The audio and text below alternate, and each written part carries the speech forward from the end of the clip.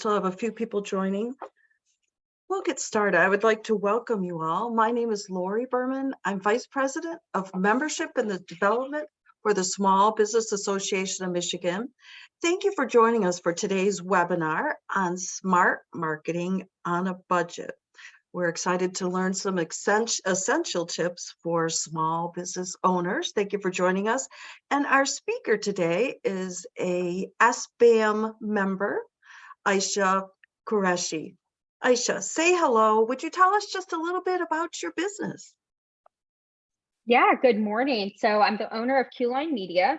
We're a Metro Detroit area marketing agency that basically helps small and medium-sized businesses with everything from determining their target audience, product positioning, to actual creation of strategy and execution. And because we work with small and medium businesses, we deal with most of our clients on a pretty tight budget. So I'm used to budget marketing. Excellent. Well, we're really happy to have you. And thank you for being a small business member. We're happy to have you on our team. And thank you so much for becoming active and sharing your knowledge with our members. So we're looking forward to hearing this today. A couple housekeeping for those of you on the call.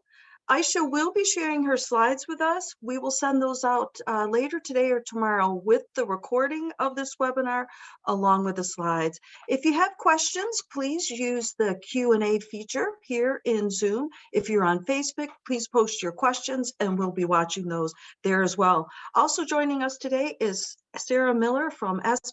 Sarah will be helping us with those questions as we move along. So I'm going to turn this over to you now, Ayesha. If you would like to share your slides, we will get going. Kick this off. All right, cool. Thank you. All right, I'm going to share my screen. Give me just a second here.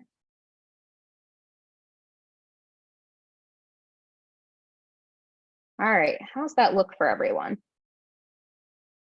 Good. I can't see, so we can see it, but it is it's not in the slide view. We're seeing the entire slide deck. Okay. You need to do the slideshow. There you go. All now right. It's coming. Thank you. Perfect. There we go. All right. Nice to meet you. As Lori mentioned, I'm an SBAM member, a new member, and really excited to just share kind of some of the things from my experience and hear from you guys. So throughout this session, we're going to talk about smart marketing on a budget. And if you have questions, just raise your hand and then Lori's going to help facilitate some of those questions. All right, so today we're talking about your business, planning, vision, and progress. So a lot of what I see with the business owners that I deal with is their hair is always on fire. They just have so much going on. They're so busy. And so any of the marketing that they do, it feels very reactive as opposed to proactive. And what I like to do with my clients is sit down and kind of get a plan together so that we can be less reactive. You know, if we have a plan, then it saves you time. It does save you money. And then when the time comes to be reactive, so let's say there's some social trend you need to hop on, or something PR related comes up that you need to work on, you can do that and you're not worried about your other marketing initiatives. So that's what we're going to talk about today is, how you can do that on a budget and some of the different tactics. So, when we think about like being business owners, vision is the thing that comes to my mind because, we're all visionaries. I get up in the morning and I think about my clients. I think about my business, and every single one of my clients is the same way. And that's why so many of them, they'll text me late at night. They'll have an idea or a question or something like that. And, we're all visionaries. And because of that, our mind is always on our business. And, we actually made a rule in our house, no business talk after like 6 p.m. And sometimes we follow it, sometimes we don't. But, it's important to have that balance. And when you create a strategy, when you work on your marketing, you're able to draw those boundaries better because you have that plan. And the funny thing is that a lot of us business owners are visionaries, but we lack the strategy. So, 63% of small business owners don't actually have a marketing strategy, which is kind of funny when you think about the fact that so many of us are visionaries, and I would argue all of us are. One of the funny things about this stat is it came from a website that dives into all different marketing data points. And my experience has actually been larger. Most small business owners that I work with beyond the 63% actually don't have a marketing strategy. And my goal is that you guys don't become a part of this statistic, because if we can teach you how to execute certain tactics and create a plan, then even if the plan seems small to start with, at least you're starting somewhere and you're not a part of that 63+%. So I want you to, as we walk through this, learn the framework of creating budget marketing tactics. Understand that marketing doesn't have to take Barbie and Oppenheim dollars. So you might have seen, like, on LinkedIn floating around all these cool Barbie memes and Oppenheim memes. And, Barbie's marketing budget was around $150 million, but they failed to also explain that a lot of brands were actually paying to be in that movie. But you can have a successful marketing strategy without major dollars. I mean, a lot of my clients will, put, $1,000, $1,500 into their marketing. And as long as they have a plan and they're executing on it, they start to see some return. So don't feel like, marketing has to take big bucks. And then I want you to walk away motivated, like start creating a plan, start brainstorming, feel encouraged that, like, yeah, you can do this as a small business owner. And you don't have to have a marketing degree. And you just have to have that vision and understand the components of it. And then just keep swimming, just like Dory would say. So we start with setting goals. Now, SMART goals are kind of the framework that we use in marketing to actually to set goals. And so SMART stands for specific, measurable, achievable or attainable, you might see sometimes, relevant, and then time-bound or timely. So when you're specific, you want to get very specific about the goal. So let's say that you own a restaurant on the west side of the state that's waterfront, and you're like, well, my goal right now is to book more holiday parties. Okay, I want to book more holiday parties. How many? So measurable might be, okay, we want every Friday, Saturday, and Sunday booked, and maybe Tuesdays, since those are slow days and maybe businesses are more likely to book those. And then achievable. So based off any historic data you might have, is this something that actually makes sense? Because what you don't want to do is you don't want to set goals and make them so big that you can't achieve them, because then, that just lowers your self-confidence and doesn't make you feel good as a business owner. So make sure the goal is achievable. Relevant. So as a business owner, you're always looking at your bottom line and what your end kind of sight for the business is, what your long-term goals are. So how does this goal play into that? So if you have, for example, a specific revenue goal for the end of the year for this hypothetical business, how much closer to that revenue goal does booking more holiday parties get you to? And then time bound. So, at what point do you need to meet this goal? And typically we'll see like quarterly goals, goals for the first half of the year, second half of the year. So just keep that in mind, like how long do you really need to accomplish this goal? And again, as you start to work towards this goal, you might say, oh, I didn't set enough time for this, or wow, I'm really hitting all my mile markers for this. So how do I need to kind of alter this goal to do even better? So an example of a SMART goal would be something like grow email subscription list by 30% by the end of Q4 using social media to drive people to the sign up form.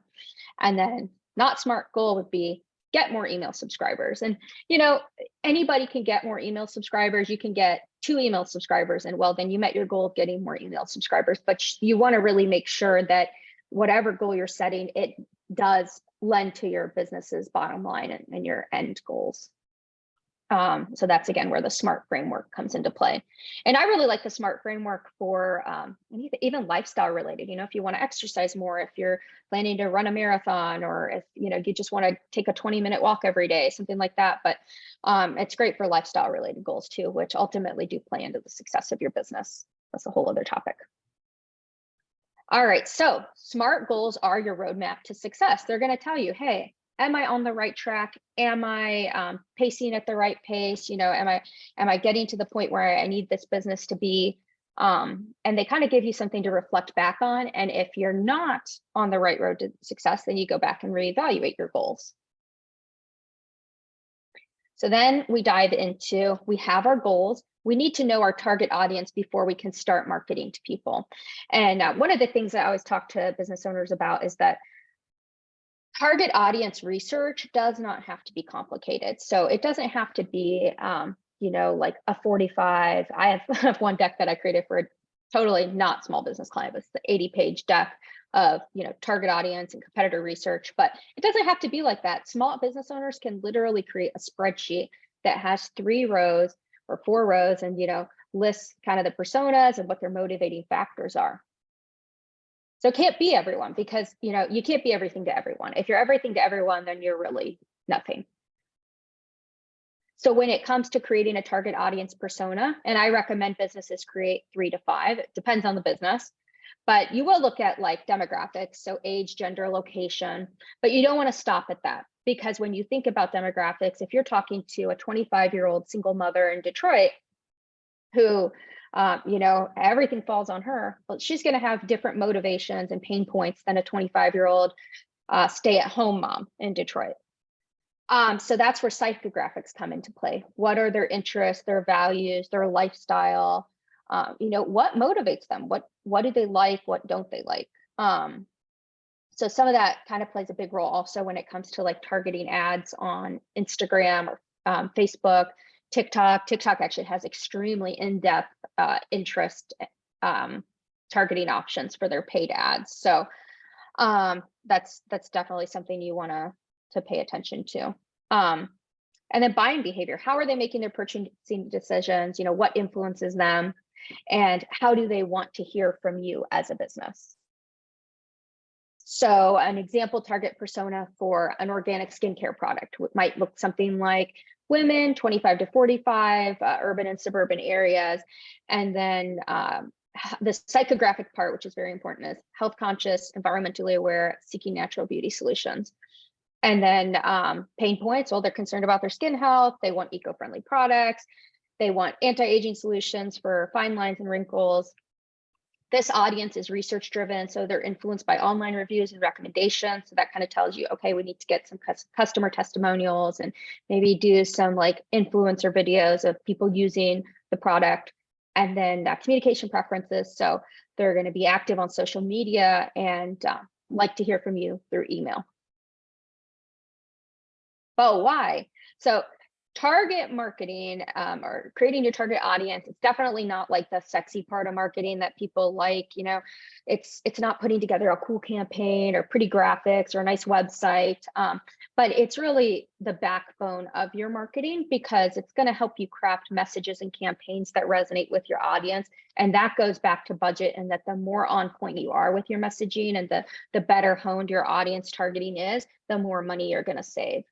There's a billboard downtown Detroit, and it's not really a billboard, but it's more like just a sticker on the side of a building, and it says this reaches audiences. And my question is always, which audience? Because we call it the spray and pray method. If you're just like spraying your message out everywhere and praying that it reaches the right people, you're probably wasting money and you're wasting energy, and it can be very frustrating because you're likely not seeing a return on it. So your target audience is going to help you tailor your marketing. It's going to be cost effective. You're going to build relationships because consumers nowadays, especially the millennial and Gen Z consumers, but even boomers and other audiences, they like to feel like they have a relationship and a connection with the brand. This especially goes to like, more personal items, like on the consumer side and less on the B2B side, but you still want to create trust and loyalty on the B2B side. But, if somebody's putting a product like a skincare product on them, well, they want to know that they can trust you. If somebody's using your product for their children, they want to know that you're a brand that really cares. And by doing all of this, you then get a competitive advantage and you can stay ahead of what your competitors can't. So that goes into branding and identity. And when a lot of people think about branding and identity, they think about like a logo or, fonts, and that is important, but it's a lot more than that as well. So I want you to kind of think bigger when it comes to branding. So branding is more than just a logo or a catchy slogan. It's the heart and soul of your business.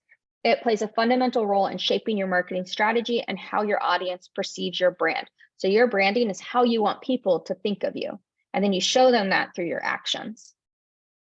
It's the practice of creating a distinctive and recognizable identity.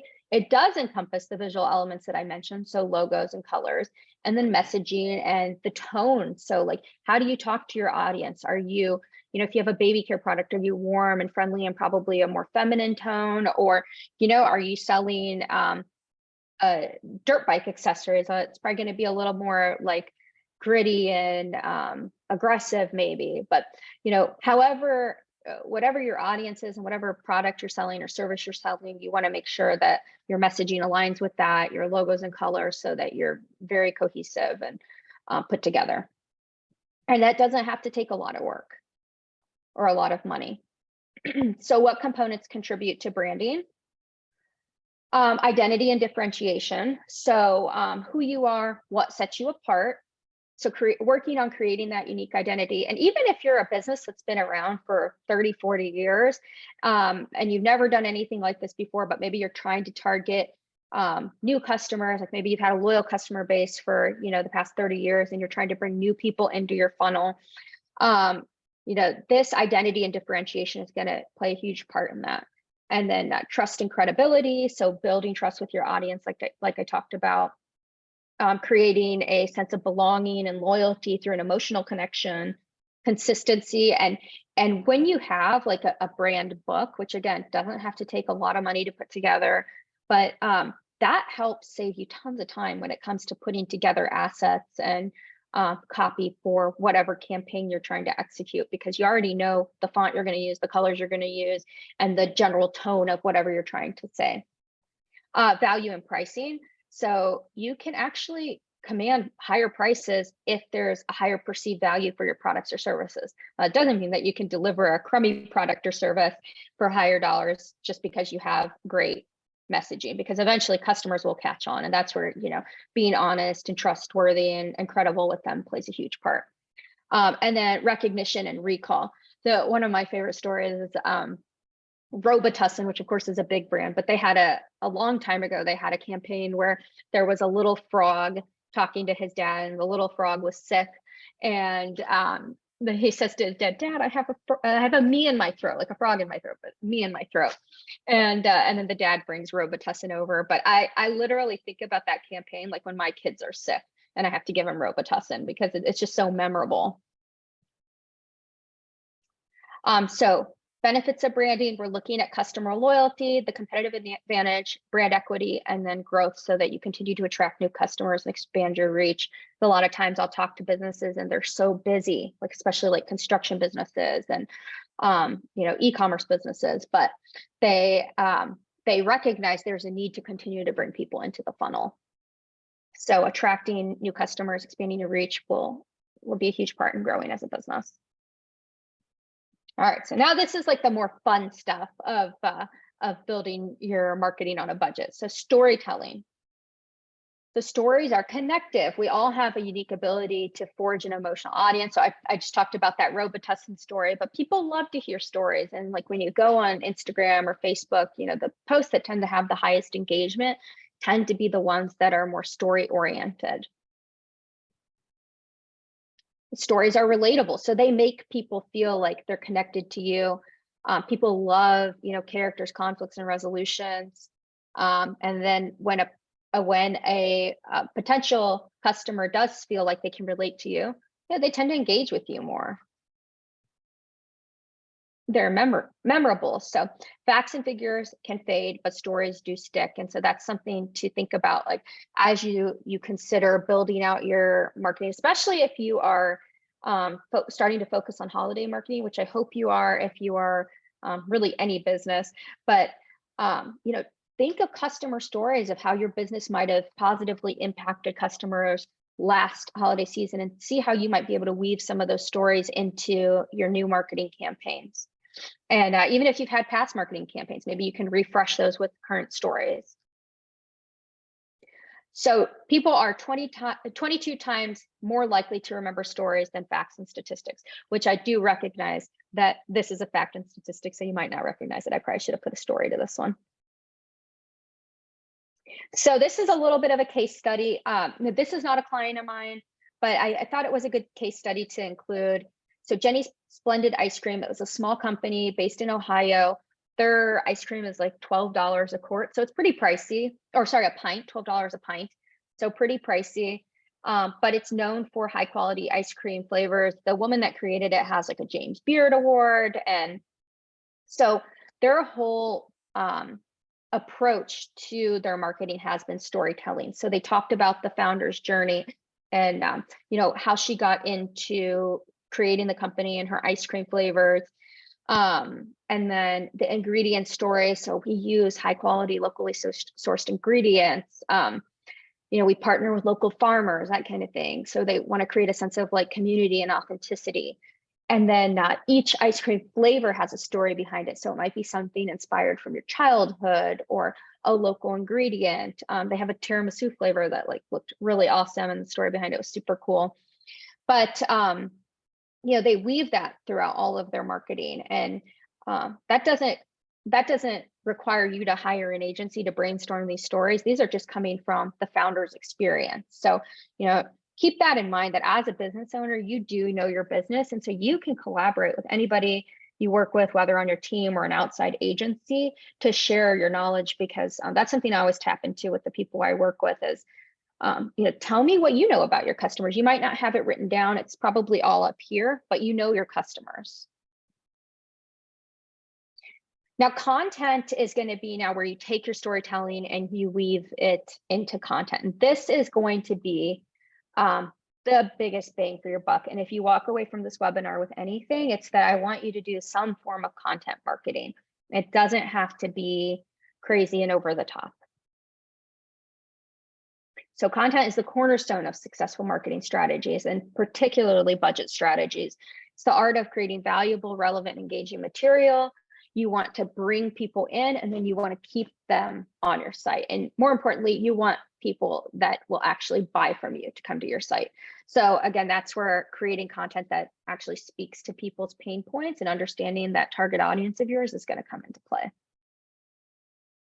So simple content marketing formula you can think about is knowing your audience's problem, adding in your uniqueness as a business. So figure out what your unique selling point is. Is it your pricing? Is it that you have exceptional customer service? Whatever that might be, multiply it across formats, so video or text or whatever that might be, and then divide it across your platform. So your blog, your social media, wherever you might be. All right, so blogging. Blogging, you've probably all heard of it. You probably read blogs. And sometimes it might feel like you're writing a blog post, you're just putting it out there and nobody's going to read it. But statistics do show that if you have a blog, you usually receive about 55% more organic traffic. So that's totally free traffic. You build authority. So you establish yourself as an industry expert. You create engaging content. So people love valuable insights, tips, knowledge. And then you get the SEO benefits, so search engine optimization, which is how people find you just by typing in something related to your business on Google or Bing. And one important thing to note here is that it's hard to know where to start. And there's a lot of very technical ways to start with blogging that, you could do keyword research and all of the more like pro kind of tips or methods. But my suggestion as a business owner, especially somebody who might have been in the business for a long time, or at a minimum, like I said, knows their business, is just write down a list of like common questions you get from customers. That's a really great place to start for creating content that you can blog about. And consistency is key. So doing it regularly, whether it's once a week, once every 2 weeks, once a month, whatever it is. And I didn't put this in here, but if you do blog, the longer your content, the better, as long as it's useful. So if you can get your blog to, 750 to 1,000 words per post, that's a good place to start. All right, so one of the things about starting with blogging is you can actually take your blog ideas and turn them into video content. I go into repurposing content a little bit later, but YouTube is great for visibility. So if you want to put up, especially longer form content, that's a great place to do it. It's the second largest search engine. TikTok is catching up, though. I actually think TikTok just went above YouTube. And then Instagram. So Instagram's very visual in nature, but you can create stories and reels, and those are now favored content. So less about pictures like it used to be and more about video. Make sure any video you create, you do add captions. It's super easy to do now. It's automated, but that's great for anyone who might be visually impaired. So you're not excluding anyone. And then also for large majority of people who actually watch videos with captions on, including myself. And then engagement and connection. So video allows you to connect on a personal level with your audience. So video content on social media gets 1,200% more shares than text and images combined. And that is because everybody's got short attention span. So if you create video that is interesting or of interest to your target audience, then it's more likely to get shared. And so one thing I want to point out about video and really anything that you create is don't feel like, oh, I'm only getting 100 views. If you're getting 100 views from people that are genuinely interested in your brand or your product, then that's a good thing. It's better than 1,000 views from people who will never transact with you. So keep that in mind, that it's quality over quantity, especially when it comes to small businesses. All right, so repurposing content. So this is going to be a huge time saver for you. It's something that I do myself. I recommend it for all of my clients. And so that's where you take your blog post, and let's say you wrote 1,000 words. Now you can splice that 1,000-word blog post into 10 100-word blurbs that you can share across social platforms. You can, take the 100 words and pop it onto like a text, like note, take a screenshot, share it as a reel on Instagram, and then narrate it and talk about it. So it's also a video.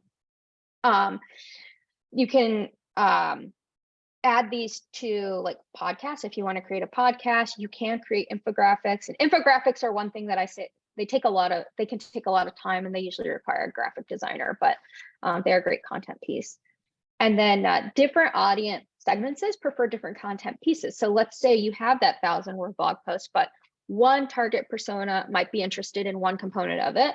Another target persona might be interested in another component of it. So you break that up for those target audiences. And be sure to listen to your audience, get a gauge on what they're enjoying, what they aren't enjoying, who's engaging with what. That's going to be really important down the line as you continue to hone your strategy. And then you really, through repurposing content, you get an extended lifespan. So you don't just put a blog post up and then have it live on your blog. It can breathe new life into older material. You can reach new and existing audiences. And so it's important to get the most out of that content that you create. So there's about a 75% increase in content lifespan through repurposing. All right, so user-generated content. This is content that is created by your customers or your community. So, I've seen a lot of beauty kind of oriented industries do this, where it's hair care products or lash technicians. They'll have their clients go on and post videos of their hair or their lashes, and that's UGC content, because then that person is posting it on their social media account.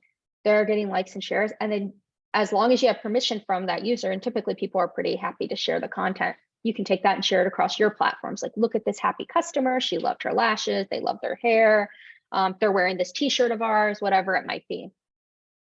So it's basically free or low cost. And then, if you have some sort of paid marketing budget, a lot of times you can use that user-generated content in paid marketing.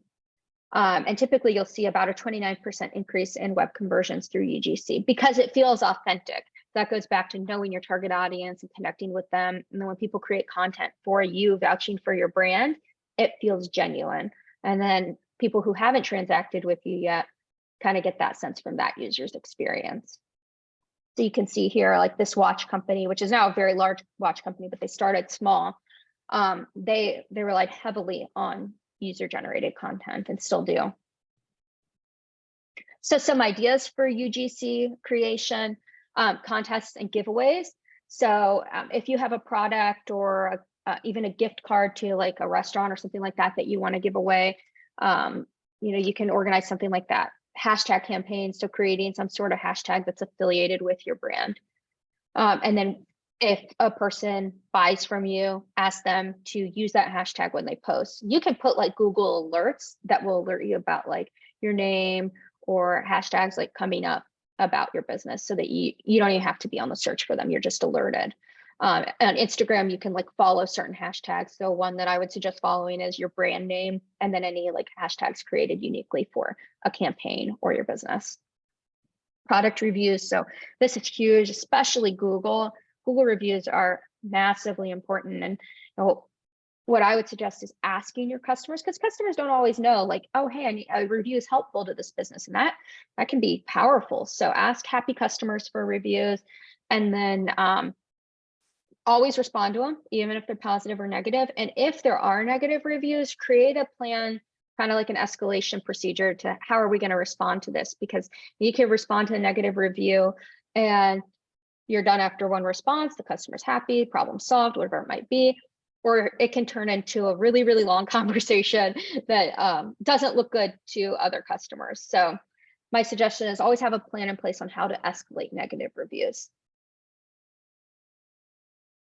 Some additional ideas, so video or written testimonials that you can put in like print material. So if you have like pamphlets or something like that, you can put written testimonials in there. You can include a QR code to videos, customer stories, influencer collaboration. So this is huge. And there's a lot of micro influencers out there who will be willing to take your product and talk about it for free, as long as you gift them the product. So it doesn't always have to be a paid transaction.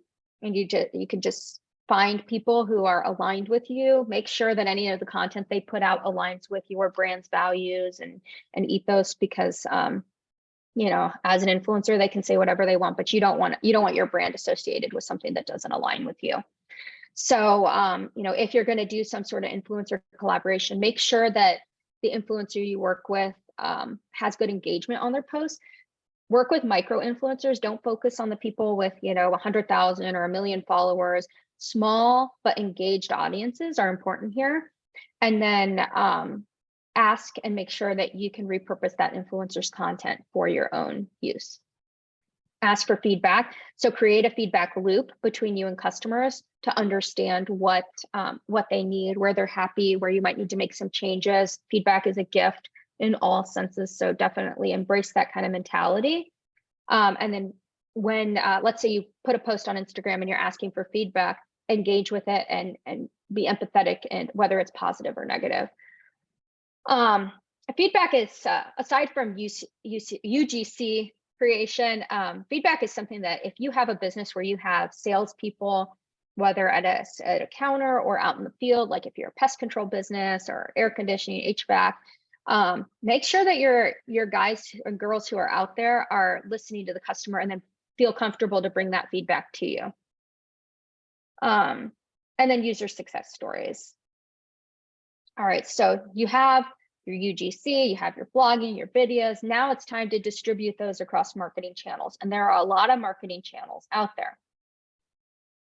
So the number of times an ad or message needs to be seen before sinking in is 8. But the important thing to think about is 8 doesn't seem like that much, but then when you think that the average consumer is hit with anywhere from 4,000 to 10,000 ads a day, and if you're like me and you live online, then you're hit with probably 20,000 ads a day. It kind of starts to like put it in perspective, and you think, okay, this is going to take some really intentional messaging and targeting to make sure that my message is seen and heard from the right people. So how do we get the message across? This is where the channels come into play. Omni-channel marketing is a strategy that unifies all of your marketing channels and platforms, and it provides customers with a consistent and personalized experience. So you're not just hitting people from your website, you're not just hitting people from Facebook, you're looking at where your audience is and meeting them there. So social media, email marketing, content marketing, search engine marketing, pay-per-click, video marketing, social media advertising, affiliate marketing. These are all channels and platforms. Big caveat here though, you do not need to be on every social media channel. You don't need to be on Facebook and Instagram and Threads and Reels and X, formerly known as Twitter. Like, you need to be where your audience is. So if your audience is on TikTok, just be on TikTok and do that well. If your audience is on Facebook and Instagram, do Facebook and Instagram well, but don't feel like you need to rush and just, post everywhere sporadically. It's better if you have a consistent appearance and consistent posting and consistent engagement on one or two platforms where your audience really is than other platforms that just look like a ghost town. Now, I will say, if a new social platform comes out, I encourage businesses to go ahead and at least claim their username, create an account, and you can make it private, whatever it might be. You don't have to post on it, but at least you have your business's name claimed. Email marketing is huge. So this is going to give you the highest ROI on anything you send out typically. So we tend to see, I want to say around 60% ROI with email marketing. And that's because your audience wants to hear from you. If you're doing email marketing, hopefully you've had them opt in, which means they've asked to hear from you, whether verbally or signing up on a form, whatever it might be.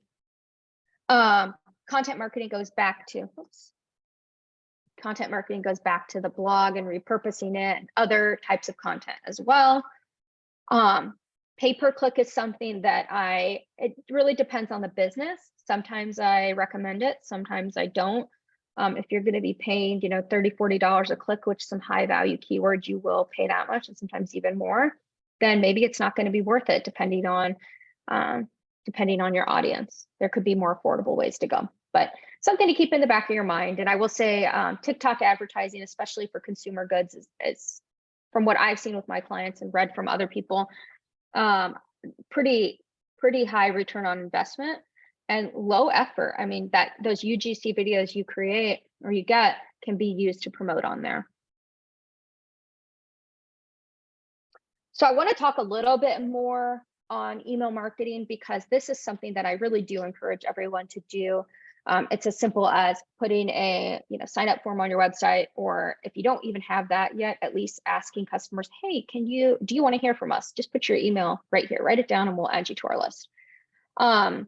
But email marketing matters because it is the most cost-effective and powerful digital marketing channels that you can really go after. Your average ROI is $42 for every dollar spent. So, and you're probably asking, okay, how do I get people to want to hear from me? You build your email list. You create forms on your website. You create forms on social media. You can incentivize people to sign up. So, hey, sign up for our newsletter, get 10% off, or, if you're a restaurant, $5 off your next order, something like that. And this is an integral part of opting in, which I talked about. And that goes more into legalities as well. People want to ask to hear from you. If they don't, then you're basically violating their privacy. Segmentation and personalization. So as you build your email list, you're going to get to learn about their demographics, their behavior, and then you can further segment your list. And you don't have to have a program like HubSpot, which is a fantastic tool, but it's also $800 a month. You can have something like ActiveCampaign, which I recommend to a lot of my small businesses. That's starts at, I think, $49 a month. If you're on Shopify email and Shopify forms are completely free. MailChimp is free to start. So there's a lot of low cost and free tools that you can use to accomplish your email marketing and still get insights. So as you're crafting your email content, think about what the purpose of the email is.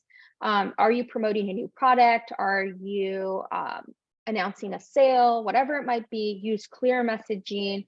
Visuals are huge in this, and then a clear call to action. And I like to tell clients to really stick to one call to action in their email content. Tell people to go to one place or do one thing so that you get people to accomplish that goal.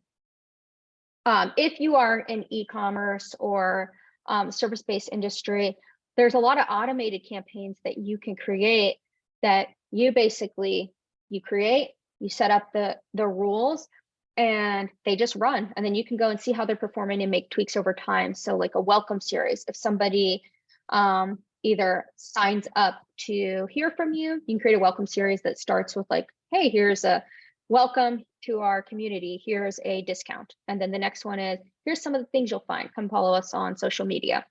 And then abandoned cart. So if somebody goes to your website and they add things to their cart and then they leave and they don't get to checkout, start sending them emails. If you capture their email at some point throughout that interaction, you should be able to trigger an abandoned cart automation.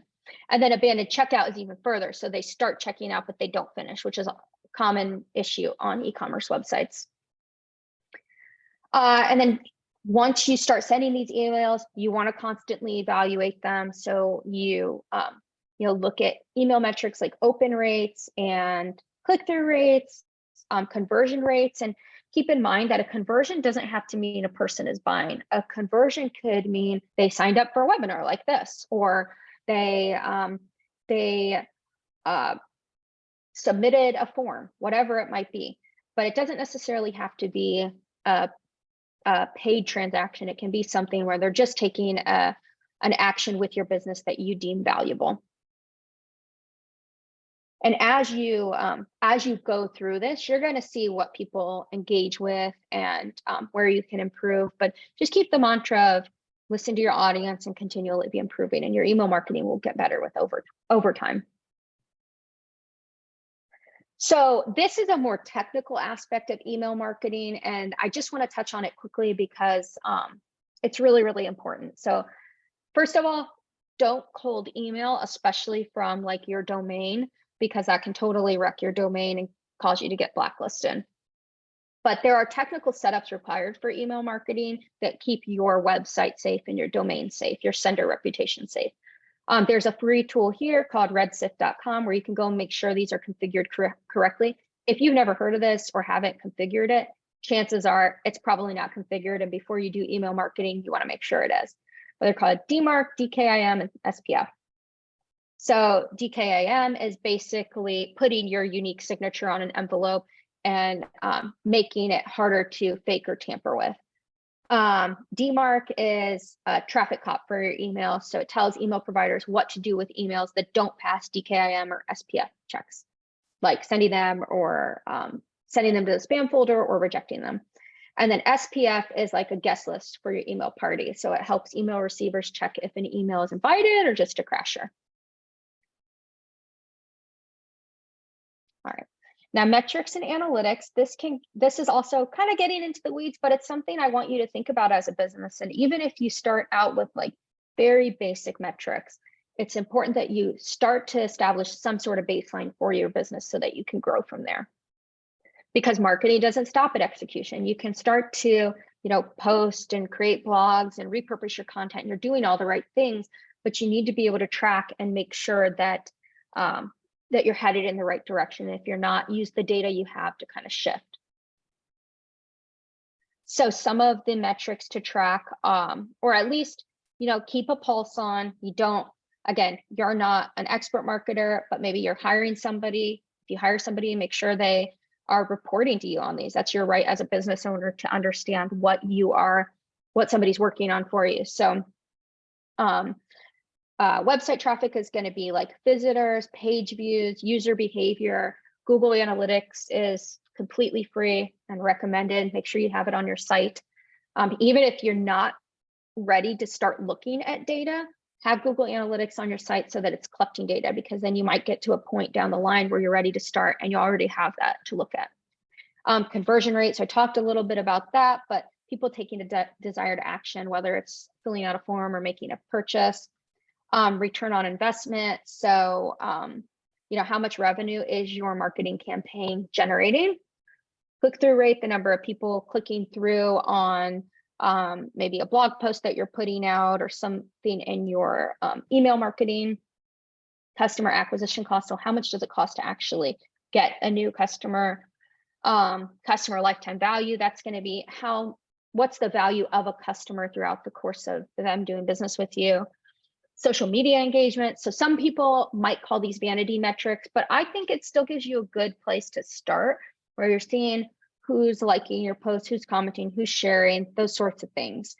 And then email metrics, I talked about those a little bit earlier, but open rates, click-through rates, make sure you're paying attention to spam reports and your bounce rate. So people coming to your website and then leaving right away and not clicking through.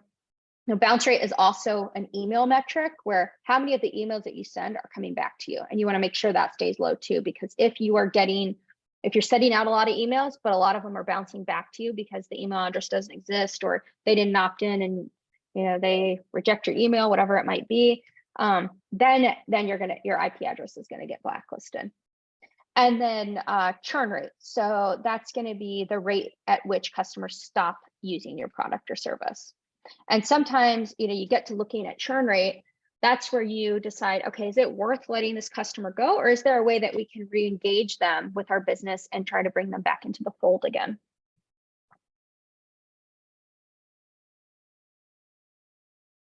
So this is just an example of some of the data you can get from Google Analytics. So you can see on this website, for this date range, okay, 76 people came from the United States. And then these people who were not in this target audience probably were bots, to be honest, but you can see that most of the people are coming from the United States. And then you can look at, so this account was configured to track like customer engagement, user engagement on the site. So you can see the number of people like scrolling and viewing pages, how many started to fill out a form. And then you can go and look, okay, how many form submissions did we get? Then you can see the city that they're coming from. So, okay, a lot of people in Dearborn, Detroit. Now, what you'll notice with Google Analytics is that they have a lot of privacy protections in place for users. So the more people you have, the more some of this might show up like what's called not set. So it'll say not set in search terms or in the city, and that's because people's privacy is being protected and they're not sharing where they're coming from. You can see engagement on this site. So, during these dates, okay, no engagement because this was a new website. And then, okay, they, some of the number of people coming shot up, and then the number of people spending time on their site. And at this point, okay, people are spending 2.5 minutes on the site. That's pretty good. All right, so now we're going to dive into some recommended tools.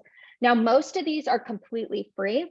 Some of them are free to start, and then if you need to like make upgrades, they cost money. But these are all tools that I use for my clients, or I recommend for clients. And yeah. Okay, so Google Analytics, that's the tool I just shared screenshots from. So that is really going to help you understand your website performance, your user behavior, totally free. Google Search Console connects with Google Analytics, and it really helps you identify different opportunities for SEO. It gives you some of the technical reporting on your site as far as like site speed and mobile user friendliness, which is huge. You want to make sure that your website is mobile friendly. MailChimp, I mentioned that, great for free emails, low cost to send like newsletters and automated email campaigns. When you do get to the automations, MailChimp does cost money. Canva is totally free. If you want to upgrade to the paid option, I think it's like $12 a month, and it's completely worth it.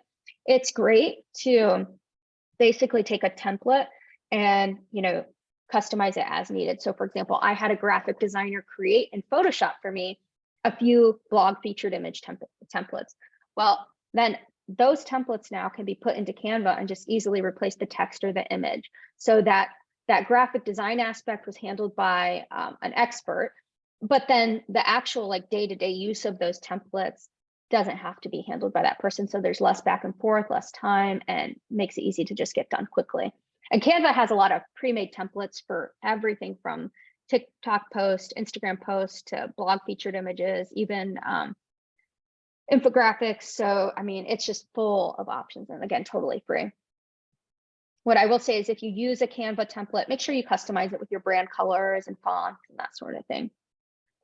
Trello is fantastic for organizing marketing campaigns and projects. Now, one thing I will say is there's a point where you do have to pay with a certain amount of boards, but for most people, just the free Trello works fine.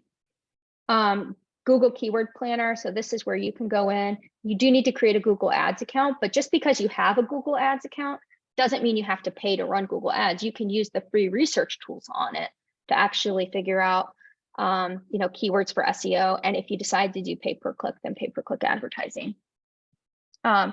Survey Monkey, so that's a way to gather surveys and customer feedback. Another great way to do that is through Google Forms. And Sumo is another great tool for like email capture, social sharing, pop-ups. And again, if you have Shopify, if your site's on Shopify, the Shopify Forms, which does pop-ups, and then and exit intent, which means if a person's leaving your site and hasn't signed up, then it'll kind of warn people. Sometimes you have to pay extra for that on other tools, but that's free with Shopify Forms. And then Shopify Email, also free. One of my favorite tools here is keywordtool.io. It does a fantastic job of finding long tail keywords and content ideas for your blog or your website. The free version is fantastic, and I have the paid version because I need a little bit more detail, but highly recommend that tool to get ideas on your blog. And then Google My Business. So if you have, whether it's an online business or a local business, make sure your Google My Business is set up. They're going to want you to, so you claim your listing. There's a whole process to claim your listing. And then they will typically do a phone call to the business or send you a postcard with a PIN. Once you put that PIN in to verify you really are the owner, and this just stops competitors from claiming your business and whatnot. But once you do that, then you own the listing. You can update your hours, you can add pictures, you can add details on your products. And you'll notice that when you search a lot of businesses, you'll probably notice their Google business listing come up. And another note on Google My Business is you do get monthly updates on like X number of people found your business through my Google My Business, X number of people clicked this link, whatever it might be. And so that's, again, free analytics and insights into how people are interacting with you online. All right, so you have all this information, and now what do you do with it? And the most important thing is you just start somewhere, and then start testing, evolving, and being okay with failing, because sometimes, you create something and you're like, oh, everyone's going to love this. It took me so much time, or I have this wealth of knowledge about this specific topic and I can't wait to share it. And then it falls flat. And then other times you post something online or you share something with a customer and they love it. They go wild. I have a lot of clients who they're very hesitant to get on video because video is uncomfortable and people don't like listening to themselves talk. And so they'll say, well, can we hire a professional? So they'll do that. And then what we found is typically their homemade, shot with an iPhone video content performs better than the professionals' more polished content, because as the business owner or manager, they have that authenticity that people like to see. And they're always shocked. They're like, whoa, I thought this would fail, but it was actually better. But listen to that customer feedback, try to make as many data-driven decisions as you can, and then just remain flexible. Pivot where you need to pivot. And just remember, your first workout will be bad, your first podcast will be bad, your first video will be bad, your first speech will be bad, your first article will be bad, but you can't make your 100th without making your first. So put your ego aside and start. As Nike says, just do it. And I will take some questions. Thank you so much, Ayesha. Amazing information in here. I know there are some questions. I'm going to hand it over to SBAM Sarah Miller. Sarah is going to give you those questions. Yes, thanks, Ayesha. That was very thorough. And just a reminder to everyone, we will have the slides and a recording so you can go back and take some additional notes. But tell us, Ayesha, you talk about just starting, just do it. But with all of these choices available to us, what do you like if someone really just doesn't even know where to start? What would you recommend be their first step? What do you think is the most important place to start? I think the most important place to start is going to be the target audience, and just start with one. It is overwhelming to think, okay, I have to create 3 to 5, but you're not going to go to marketing jail if you don't create 3 to 5. Just start with one. and think about, I think the best place to start is probably your existing customers. What do you know about them? Just start writing it down. Like, okay, I know this about the people that buy once or twice. I know this about my repeat purchasers. I know this about people that make reservations and show up late, whatever it might be. But just start listing out your target audience and things you know about them. You know a lot more than you might even think. It doesn't have to be fancy market research. We did have a question come in from a viewer too regarding Yelp. Do you have any specific tips on how to get Yelp to work for a small 2-person shop? Can you just dive into a little bit of what your 2-person shop is? We'll see if they provide us some detail. This one might have Okay. to be an offline Yeah. question that we So- can connect him with you. Yeah. And Michael, one thing I will say about Yelp is that depending on the nature of your business, you might want to reconsider, is Yelp really the right place for you to be? It's losing traction with a lot of consumers as far as being a trustworthy place to find, different businesses. But it would largely depend on what your business is, what your 2-person shop is. People still use it for restaurants, but again, Yelp kind of got into trouble for basically telling businesses like, well, you have a small insurance agency. Okay. I would actually say that my instinct is that's not the place for you. Let's find another place. If you haven't claimed your Google My Business, get on that. Again, totally free, but Yelp doesn't seem to be the place for you. All right, thank you for that one. Another question would be on content creation tools, especially in this world of AI. Are there any favorites or things you would recommend in terms of creating content?